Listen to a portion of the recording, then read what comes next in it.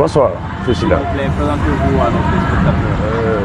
Moi, c'est Bangourou Abdoulaye, secrétaire général du Parti Socio-Travailleur de Guinée, PSTG.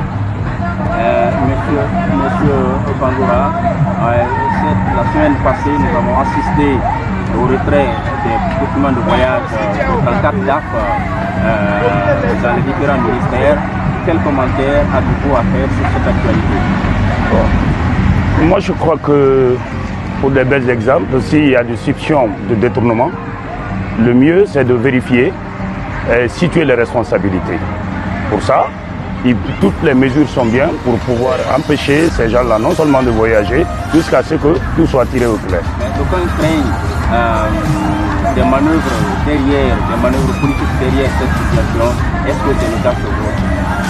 Bon, ça ne peut pas être forcément manœuvre politique, mais lorsque nous voulons gérer dans la transparence, il va falloir que le contrôle y ait. Le contrôle, et lorsqu'on doute, on doit vraiment essayer de savoir ce à quoi on a douté. Il faut vraiment essayer de vérifier le fond, juste pour sortir la vérité. Toujours dans le même registre, quelques jours après, il y a eu, sur instruction du chef de l'État, des ministres qui ont vu leur passeport diplomatique retiré, des ministres bien sûr du gouvernement. Là également, c'est quoi votre commentaire? Je crois qu'il y a des sous, sinon c'est pas fortuit quand même.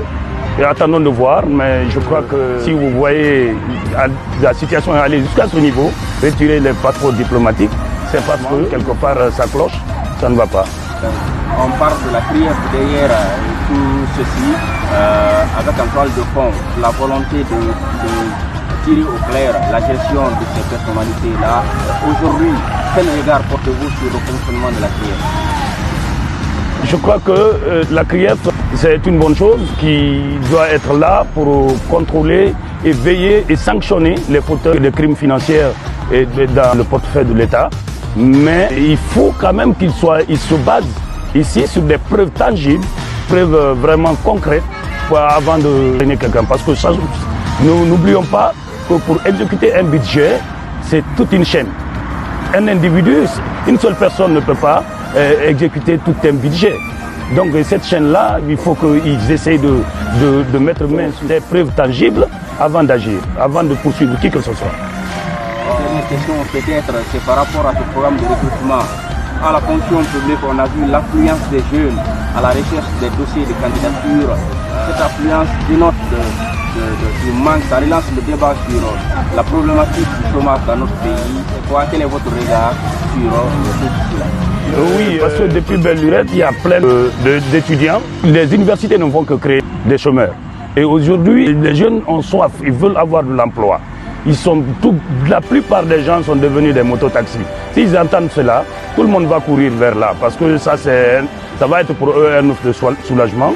Mais j'interpelle ici l'État d'essayer d'abord de mettre l'accent sur la formation professionnelle qui doit qualifier tous ces gens-là. Recruter, c'est pas mal en soi, mais recruter des personnes qui peuvent répondre à l'attente de l'administration.